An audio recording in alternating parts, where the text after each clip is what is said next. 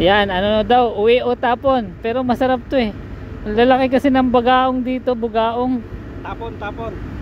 Pero masarap to eh. Nasa gitna naman ng dagat kaya hindi to kumain ng poops. Kung nasa tabi, yan. Uwi na lang, uwi. Papaksiw ko to. Ayan, ito naman, kulay pink. Ito yung masarap. Hindi ko alam anong tawag rito sa pink na to.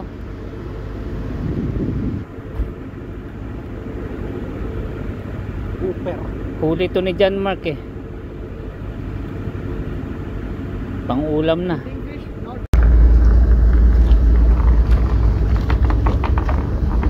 Matambaka.